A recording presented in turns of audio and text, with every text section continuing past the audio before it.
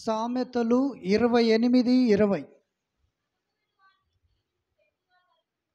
నమ్మకమైన వానికి దీవెనలు మెండుగా కలుగును, ధనవంతుడగుటకు ఆత్రనొందువాడు శిక్ష నొందకపోడు. చాలు. హల్లెలూయా. నమ్మకమైన వానికి దీవెనలు మెండుగా అనుగ్రహించబడును. నమ్మకస్తులకు దేవుడు దీవెనిస్తాడు. నమ్మకమైన వారిని దేవుడు దీవిస్తాడు. నమ్మకమైన వారిపైన నిండుగా మెండుగా ఆయన దీవించే దేవుడు. హల్లెలూయా. దేవునికి స్తోత్రం. ధనవంతులు అవ్వాలని ఆత్రపడే వారికి శిక్ష నొందుతారు అని దేవుని లేఖనము సెలవిస్తూ ఉంది. కొంతమంది మనుషులను నమ్మి పార్ట్నర్గా ఉండి బిజినెస్ పెడతారు. ఆ ఇద్దరి పార్ట్నర్లకు లెక్కలు కుదరక మనస్పర్ధలు వచ్చి అక్కడ వారు నష్టపోతారు. కానీ భూమి మీద దేవుణ్ణి నమ్మి దేవుని పైన నమ్మిక ఉంచి నష్టపోయినవాడు, చెడిపోయినవాడు, పాడైనవాడు పరిశుద్ధ గ్రంథములో లేడు, భూమి మీద లేడు. హల్లెలూయా. నమ్మకముగా నువ్వు ఉన్నట్లయితే, నమ్మకమైన ఆత్మీయ జీవితాన్ని నువ్వు జీవించాలి. నమ్మకమైన మాటలే నువ్వు పలకాలి. నీ జేబులో ఇప్పుడు 1000 రూపాయలు లేవు, నా దేవుడు ఇస్తాడని నమ్మాలి అంతే. అప్పుడప్పుడు నేను తోమాలాగా ప్రవర్తిస్తూ ఉంటాను. ఏమి లేకపోయినా అమ్మగారు మాత్రం కదలదు. దేవుడు ఇస్తలే అంటది. అమ్మగారికి ఒక 10,000 ఇవ్వండి, గంటలు ఖర్చు పెడుతుంది. తర్వాతకి దేవుడిస్తాడనే ధైర్యం. నాదట్లా కాదు. తోమాలా ఈ అయిపోతే తర్వాత పరిస్థితి ఏంది? తోమాకు అనుమానం ఉండేది. యేసయ్య గాయాలు చూస్తేనే అప్పుడు దేవుడు చనిపోయి లేచాడని నమ్మాడు. హల్లెలూయా. దేవునికి స్తోత్రం. గనుక నువ్వు నమ్మకముగా జీవించు, నమ్మకముగా బ్రతుకు, నమ్మకముగా ఆయనతో ఆత్మీయ జీవితాన్ని నువ్వు కొనసాగించినట్లయితే దేవుడు నమ్మకస్తులను దీవిస్తాడు. చూడండి, రైతు భూమిని నమ్ముకుంటాడు, చక్కగా తన కష్టానికి ఫలితాన్ని పొందుతాడు. నువ్వు దేవుణ్ణి నమ్మితే నీ నమ్మకానికి ప్రతిఫలము దేవుడు ఖచ్చితంగా ఇస్తాడు. హల్లెలూయా. మరి ఒక వాక్యాన్ని చదవండి. మొదటి దినవృత్తాంతములు 11వ అధ్యాయము 18వ వాక్యము. ఆ ముగ్గురును ఫిలిష్తీయుల దండులోనికి చొరబడి పోయి బెత్లెహేము ఊరి గవిని యొద్ద బావి నీళ్లు చేదుకొని చాలు దావీదునకు తీసుకొని వచ్చిరి. హల్లెలూయా. బెత్లెహేము ప్రాంతాన్ని ఫిలిష్తీయుల దండంతా వచ్చి ఆక్రమించి ఉన్నారు. దావీదు వెళ్ళి ఎక్కడో కొండల్లో, లోయల్లో, గుట్టల్లో, అడవుల్లో దాక్కొని ఉన్నాడు. నేను ఆ నీళ్ళ గురించి మాట్లాడట్లేదు. దావీదు నీళ్ళు ఎందుకు తెమ్మన్నాడు అనే విషయములో, ఆ నీళ్ళు ఎవరు తెచ్చారు అనే విషయాన్ని మాత్రమే నేను మీతో చెప్తాను. ఆ ముగ్గురిని, నాకు దాహముగా ఉన్నది, మీరు వెళ్ళి బెత్లెహేము ఊరి గవిని యొద్ద బావి దగ్గర నీళ్లు తీసుకురండి. ఆ బెత్లెహేము ఎలాగా ఉందయ్యా అంటే, శత్రువుల చేత ఆ బెత్లెహేము ఊరంతా బంధించబడి ఉన్నది. అక్కడికి ఎవడు వెళ్ళినా చనిపోవలసిందే. ఫిలిస్తీయులు బ్రతకనియ్యరు. అయినను దావీదంటూ ఉన్నాడు, ఆ ముగ్గురు వ్యక్తులను పిలిచి నాకు దాహానికి మంచినీళ్ళు తీసుకురండి అన్నప్పుడు ఆ ముగ్గురు వ్యక్తులు ప్రాణానికి తెగించి ఆ ఊరి బెత్లెహేము గవిని యొద్దకు వెళ్ళి నీళ్లు తీసుకొని వచ్చారు. హల్లెలూయా. మనకు ఎవరైనా ఏదన్నా పని చెప్పితే మనం ఏమంటాం తెలుసా? రాత్రి కదా ఎలా వెళ్ళేది, దూరమైతే బస్సులు ఉండవు కదా ఎలా పోయి వచ్చేది అని మనం అనేవారము. అదే దావీదు దగ్గర మనముంటే, ఏంది దావీదు గారు, శత్రు సైన్యమంతా ఆ యొక్క బెత్లెహేము ప్రాంతాన్ని ఆవరించారు, కమ్ముకొని ఉన్నారు, మేము వెళ్ళి ప్రాణాలతో తిరిగి వస్తామని మనము దావీదుతో మాట్లాడేవారము. కానీ ఆ ముగ్గురు వ్యక్తులు ప్రాణానికి తెగించి, అంటే వారు దావీదు కోసము ప్రాణం ఇవ్వటానికైనా సిద్ధముగా ఉన్నారు. అందుకే వారు ప్రాణాలకు తెగించి ఆ శత్రువులతో ఉన్న ఊరిలోనికి వెళ్ళి నీళ్లు తీసుకొచ్చి దావీదుకిచ్చాను. హల్లెలూయా. అంటే వాళ్లకు దావీదు పైన ఎంత నమ్మికో తెలుసా? అంత నమ్మిక. అక్కడ శత్రువులు ఉన్నారు, వెళ్ళితే వాళ్ళకు చిక్కితే మేము చంపబడతాము, కానీ దావీదు మాట చెప్పాడు గనుక ఆ మాటకు మేము శిరస్సు వంచాము అని శిరస్సు వంచారు, ఆజ్ఞను పాటించారు. అయితే అంతగా వాళ్ళు దావీదును మాటకు లోబడటానికి కారణమేందో తెలుసా? అంతకు ముందు వీళ్ళకు సౌలు రాజుగా ఉండేవాడు. సౌలుకు దురాత్మ పడితే దావీదు వీణ తీసుకొని పాట పాడితే దురాత్మలు వెళ్ళిపోయాయి. గొలియాతు వస్తే దావీదు బాలుడుగా ఉన్నప్పుడే గొలియాతును చంపాడు. సౌలు మీద దురాత్మలు ఉన్నాయి, దావీదు మీద దేవుని ఆత్మ ఉంది. అడవిలో ఉన్న, అరణ్యములో ఉన్న, మాకు ప్రాణాపాయకరమైన పరిస్థితిలో పని అప్పగించిన ఆయన మీద ఉన్న దేవుని ఆత్మ మమ్ములను కాపాడుతుంది అనే నమ్మిక. హల్లెలూయా. దేవునికి స్తోత్రం. దావీదు ఎప్పుడు ఆ గుహలోనే లేడు, ఎప్పుడు అరణ్యములోనే లేడు, ఎప్పుడు ఎడారులో బ్రతకలేడు. ఆ పరీక్ష కాలము పూర్తయింది, వచ్చాడు, రాజ్య సింహాసనం మీద ఉన్నాడు. దావీదు ఆ ముగ్గురు వ్యక్తులను మర్చిపోతాడా? ఎటువంటి పరిస్థితులలో దావీదును ఆ ముగ్గురు వ్యక్తులు వెంబడించారు. దావీదుకు అప్పుడు రాజ్యము లేదు, బలగము లేదు, ధనము లేదు, ఆశీర్వాదము లేదు, సస్యశ్యామలమైన ప్రాంతాలలో దావీదు లేడు. ఓ గుహలో దాక్కుంటున్నాడు ప్రాణభయముతో, ఓ చెట్లల్లో పుట్లల్లో ఆయన నివాసము చేస్తూ ఉన్నాడు. అయినను ఆ ముగ్గురు మనుషులు దావీదును వెంబడించారు. ఎందుకని? ఆయన మీద దేవుని ఆత్మ ఉన్నది. అందుకనే దావీదుకు మరలా దేవుడు మంచి స్థితి ఇచ్చినప్పుడు దావీదు ఆశీర్వాదం అంతా వాళ్ళు అనుభవించారు. ప్రియులారా, వాళ్ళకు మంచి పొజిషన్ వచ్చి ఉన్నది. నమ్మకమైన వానికి దీవెనలు మెండుగా కలుగుతవి. నీకేదైనా పని అప్పచెప్తే నమ్మకంగా చేయాలి, అపనమ్మికగా చెయ్యొద్దు. కొంతమంది సనుగుతారు, గునుగుతారు. కానీ పొద్దునట్టు మీ అమ్మగారిని మేము ఎంత అడ్డగించినా ఆగలే, కట్టేసిన ఆగలే. కట్టెలు మంతలేవు, పొయ్యి రగులుతలేదు అంటే లేదు లేదు, మమ్మలను పక్కన పెట్ట వాళ్ళ తమ్మునికి ఫోన్ చేయాల్సింది చేశారు మొత్తానికి. హల్లెలూయా. కనుక అలా చేయాలి ప్రియులారా. కష్టమైన పరిస్థితులలో దావీదు మాట ముగ్గురు వ్యక్తులు విన్నారు, వారు దీవించబడ్డారు. దావీదంటే వాళ్ళకంత నమ్మకం. ఒకవేళ అక్కడికి వెళ్ళితే మేము చనిపోయిన దావీదు మా కుటుంబాలను చూసుకుంటాడు.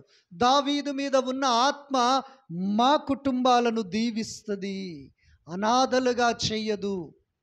హల్లెలూయా. కనుక నా ప్రియమైన దేవుని సంగమా, సంఘబిడ్డలారా, మనము ఎవరిని వెంబడిస్తున్నాం? దేవుని ఆత్మ కలిగిన వ్యక్తులనా, దయ్యాలు కలిగిన ఆత్మ వ్యక్తులనా? నువ్వు యేసయ్యను వెంబడిస్తున్నావా, సాతానుని వెంబడిస్తున్నావా? నీ నమ్మిక దేని మీద ఉంది? దయ్యం మీద ఉందా, దేవుని మీద ఉందా? కదా. లోకములో ఉన్నదంతయు నేత్రాశ, శరీరాశ, జీవపు డంబము. లోకమును ప్రేమించిన వాడు దేవుణ్ణి ప్రేమించలేడు. హల్లెలూయా. దేవునికి స్తోత్రం. వాళ్ళు దావీదును ప్రేమించారు, నమ్మకముగా పని చేశారు, వారు దీవించబడ్డారు. ఆ ముగ్గురు వ్యక్తులు ప్రియులారా, మన దినచర్యలో, పరిచర్యలో నమ్మకస్తులమై ఉండాలి, సేవలో నమ్మకస్తులమై ఉండాలి, సంఘములో నమ్మకస్తులమై ఉండాలి. ఒక యేసుక్రీస్తు శరీరధారిగా ఉన్న దినాలలో ఏమంటారు?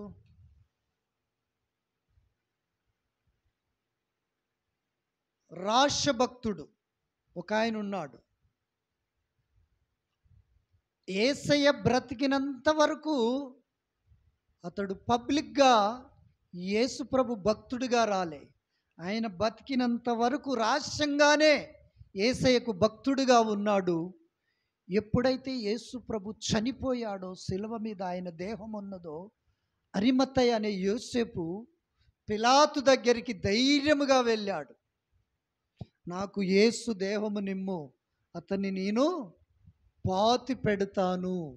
అరిమత్తయి యోసేపు తన కోసము సిద్ధపరచుకున్న సమాధిలో యేసయ్య దేహాన్ని ఆ శిలువ నుంచి దింపించుకొని నూతన వస్త్రాలను చుట్టి సుగంధ ద్రవ్యాలు పూసి తన సమాధిలో యేసు ప్రభుని సమాధి చేశాడు. ప్రియులారా, హల్లెలూయా.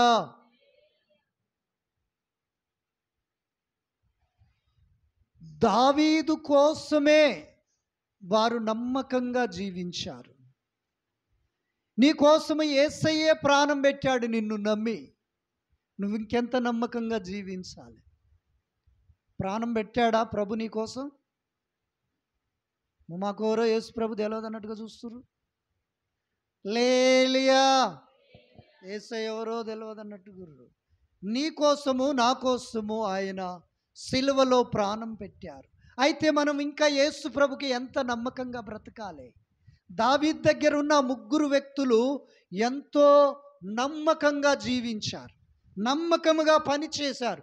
నీవు నేను ఇంకా ఎంత నమ్మకముగా పని చేయాలి, ఎంత నమ్మకంగా బ్రతకాలి, ఎంత నమ్మకంగా జీవించాలి కదా. ఆయన ప్రాణం పెట్టాడండి. పరిశుద్ధుడైన దేవుడు అపనమ్మకస్తులమైన మనము, అపరాధులమైన మనము, దోషులమైన మనము, ద్రోహులమైన మన కోసము ఆయన ప్రేమించి మనల్ని నమ్మి తన ప్రాణమును పెట్టి తన రక్తమును కార్చి నిన్ను రక్షించాడు. ఎందుకో తెలుసా? ఆయన కోసము నువ్వు బ్రతుకుతావని, ఆయనకు సాక్షిగా నువ్వు జీవిస్తావని, ఆయన కోసము నువ్వు నడుస్తావని, ఆయన చిత్తాన్ని నువ్వు నెరవేరుస్తావని. నెరవేరుస్తున్నావా ఆయన చిత్తాన్ని? ఆయన కోసం నమ్మకంగా అడుగులేస్తున్నావా? నమ్మకమైన వానికి దీవెనలు మెండుగా అనుగ్రహించబడుతవి. ధనవంతుడు కావాలని ఆతృతపడి వాడు శిక్ష నొందకపోడు.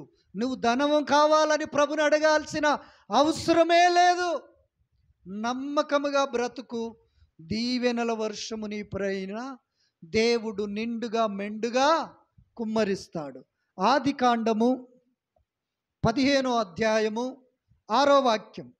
దీంతో ముగిస్తాను, టైం అవుతూ ఉంది గనుక. ఆదికాండము 15, 6వ వచనం. అతడు యెహోవాను నమ్మెను, ఆయన అది అతనికి నీతిగా ఎంచెను. మరియు ఆయన నీవు ఈ దేశమును స్వతంత్రించుకొనున్నట్లు దానిని నీకిచ్చుటకు కల్దీల ఊరు పట్టణము నుండి నిన్ను యువతలికి తీసుకొచ్చిన యెహోవాను నేనే అని చెప్పినప్పుడు అతడు ప్రభువైన యెహోవా దీనిని స్వతంత్రించుకొనిదనని నాకెట్లు తెలియననగా, ఆయన మూడేళ్ల మేకను, మూడేళ్ల పొట్టేళ్లను, ఓ తెల్ల గువ్వను, ఒక పావురపు పిల్లను నా యొద్దకు తెమ్మని అతనితో చెప్పాను. చాలు. హల్లెలూయా. దేవుడు వచ్చాడు, అబ్రహాముతో మాట్లాడుతూ ఉన్నాడు.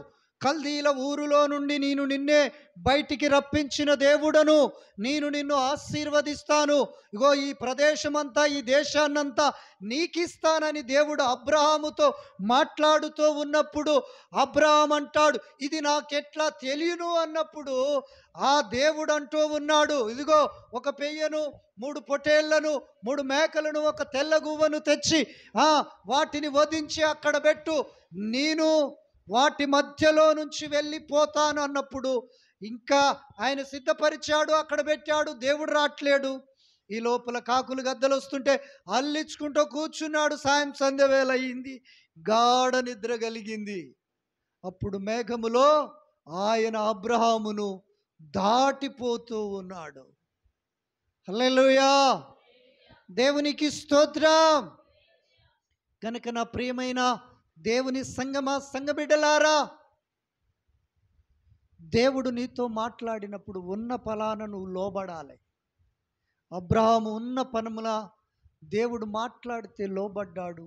తన ఊరును విడిచాడు, తన ఇంటిని విడిచాడు, తన తల్లిదండ్రులను విడిచాడు, తన స్వజనాన్ని, స్వదేశమును విడిచి బయటికి వచ్చాడు. అబ్రహామును దేవుడు బహుగా దీవించాడు. రాజే కాదు, మహారాజుగా నువ్వు మా మధ్యలో బ్రతికావయ్యా. నువ్వు ఈ గ్రామంలో ఎలా బ్రతుకుచున్నావు? మహారాజులా బ్రతుకుచున్నావా? హల్లెలూయా. దేవునికి స్తోత్రం. మహారాణిలా బ్రతుకుచున్నావా? దేవుడు నీ కోసం ప్రాణం పెట్టింది ఎందుకో తెలుసా? నువ్వు మహారాజులా బ్రతకాలి, మహారాణిలా బ్రతకాలి. నువ్వు నమ్మికుంచు, నిండుగా మెండుగా నా దేవుడు నీపైన దీవెన వర్షమును కుమ్మరిస్తాడు. ఒకసారి మూర్ఛ రోగం వచ్చింది తన కొడుక్కు. 12 మంది శిష్యుల దగ్గరికి తీసుకొచ్చారు. ఆ తండ్రి తీసుకొచ్చి, అయ్యా మావనికి ఈ రోగం ఉంది, ప్రార్థన చేయంటే యేసుప్రభు శిష్యులు ప్రార్థన చేశారు. ఆ దయ్యం వెళ్ళిపోలే.